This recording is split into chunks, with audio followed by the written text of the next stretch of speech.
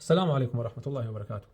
ئەرکی سەرشانی یەک بە یەکمانە وەکو مسلمان کەوا بەردەوام بانگەوازی خەڵکی بکەین بۆ ئەوەی ئەڵڵا تەعالا بە تاق و تەنها بپەرستن و شەریکیشی بۆ بڕیار نەدەن. ئەمە بانگەوازی پێغەمبەرانە، ئەمە بانگەوازی کۆتا پێغەمبەرە صلی الله عليه وسلم کە هات و ئەم بانگەوازی بە ئێمە گەیاند. ئێمە ئەبێ ئەڵڵا بپەرستین شەریکی بۆ بڕیار نەدەین. ئەگەر ئەڵڵامان پەرست و شەریکمان بۆ بڕیاردا ئەوە مشریکین. ئیتر ئەگەر تەنانەت پێغەمبەری خۆی صلی الله عليه وسلم ئەڵڵا تەعالا پێ فەرمێت لئین ئەشرەکتە لەیحبەطەنە عەمەلوک. ئەی محەممەد صلی الله عليه وسلم وحیمان کردووە بۆ تۆ پێغەمبەرانی پێش تۆش ئەگەر شەریکێک بۆ ئەڵڵا تەعالا بڕیار بدەی هەرچی عەمەلتەی هەڵەوەشێتەوە. ناکرێ بڵێ وەڵا مادەم کابرا بڕوای بەخوا هەیە ئیتر مسلمانە. نەخێر مسلمان نییە، مادەم بڕوات بە ئەڵڵا هەیە ئەبێ بیپەرستی شەریکیشی بۆ بڕیار نەدەی. ناکرێ ئێمە کەسێک لە قەبرێک ئەپارێتەوە، کەسێک لە شخصێک ئەپارێتەوە، کەسێک کۆمەڵەشتی مقدس کردو وەکو خوا سەیرەکە هاواری تێکە، ناکرێ بە برای خۆمانی بزانین. ئەمانە مشریک و کافرن، ئەو سۆفی و قەبرپەرستانە، ئەو دەروێشە مشریکانە، ئەم هەموو کوفر و شرکەی کەوا کۆبووەتەوە لە کوردستانە ئێستا ئەمانە برای ئێمە نین، ئێمە تەبەڕاکین لەوانە. ناکرێ کاکە نەڵێن پێکەوە ژیان، نەڵێن یەک بوون، ئەوانە پەمەین.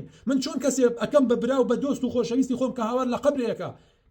تێگەیشتنی ئەبوو حەسەنی ئەشعەری گومڕاکە چل دانەساڵ دەزیلە بوو ئەدا بەسەر تێگەیشتنی پێغەمبەری خوا صلی الله عليه وسلم. ئێوە چۆن برای منە؟ ئەوە کەسێکی مشریکە، کەسێک قەبرە پەرستێ، کەسێک شخصە پەرستێ، کەسێک شێخە پەرستێ، کەسێک نازانم دارێکە پەرستێ، کەسێک تاغوتێکە پەرستێ وەکو مەدخەلەکان، کەسێک شتێکی ترە پەرستێ، کەسێک ئەڵایەکە پەرستێ. معنای ئەوە نییە بەتەنها ئەڵڵاکە پەرستێ، خۆ ئەڵڵاشە پەرستێ، بەڵام لەگەڵ پەرستنی ئەڵڵا تەعالا قەبرەکەشە پەرستێ. ئەوە مشریکە. مشریکەکانی سەردەمی قوڕیشیش ئاوا بوون. كاتك خوبيان او تا كي ارزو اسمنا كان يدروس كردوا ولا يقولون الله ايانو بس الله دروسي كردوا كاتب بيان او تا كاك بو بتانا ابرستن ايانو ما نعبدهم الا ليقربونا الى الله زلفى خويا من نان برستين اوا تنها بو اوي لا الله ما نزيكنو خبروان بالله ابو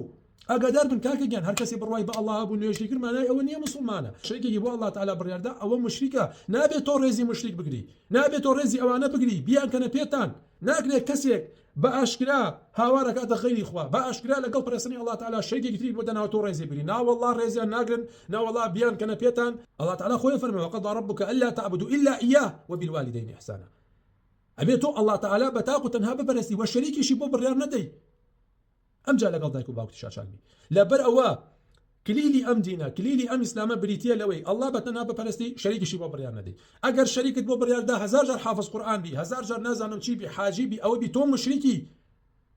بويا اقدر بن مرازي زكانم قشكا زكانم حتى بيتانا كري بانغوازي او خلقكم بو توحيد او اشعري وصوفي وقبر بلستانا بكنا بيتان ريزيان مجرن سوكيان كان سوكاتيان بيبكن سوكاتي وكردنا بي او اشعري وقبر بلستانا او صوفي وقبر بلستانا او دريوش مشركانا او احزاب علماني وبناو اسلامي ديمقراسي بلستانا باذن الله تعالى بعبادات قبول كان او عبادتك تو خوا ساختكاني اوان اشكيني علي اوان اخوانين ابي بتاقتنا الله ببرسن ناكري لو بينا ناكري يا ابي مسلمان بي موحد بي يا ابي مشرك بي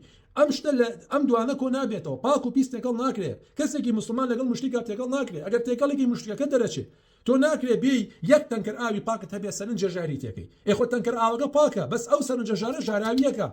شرکەکەی شوایە تو هزار جار بڕوادار بی عیبادت دەبێ کە شەریکێکت بۆ ئەڵڵا بڕیاردا شرکی گەورە تەواو تێکەڵە بێت تۆ کافرە بیتەوە تۆ مشریکە بیتەوە بۆیە ئێستا هەرچی ئەلمانی و هەرچی دەسەڵاتی ئەم سۆفی و ئەشعەری و قەبر پەرستانە ئەپارێزێ ئەم مەدخەلیانە ئەپارێزێ مزگەوتیان بۆ دروست دەکەن یارمەتیان ئەدەن ئەیان پارێزن جاسوسی بەسەر ئێمەوەکەن ئەوانە بوو لە بەرژەوەندی ئەو تاغوتانە ئاگادار بن ئەوە دینێکی دەستکردە ئەوە دینی مشتیکەکانە بۆیە ئەلمانیت لەگەڵ یا ڕازیە بۆیە تاغوتەکان قوبوڵیانە ئەمە دژایەتی ئێمەیە لەگەڵ ئەوانە الله تعالى خۆیە فەرمێت ولا يشركوا في حكمه احدا لەگەڵ حکمی الله تعالى حکمێکی تر مەکە بە هاوبەشکە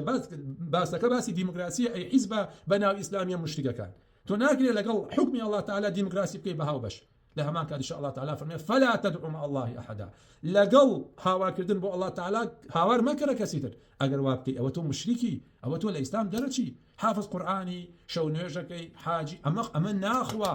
كتو كفر وكرد كتو شركي جورو كردو الإسلام درجي الإسلام درجي السلام عليكم ورحمة الله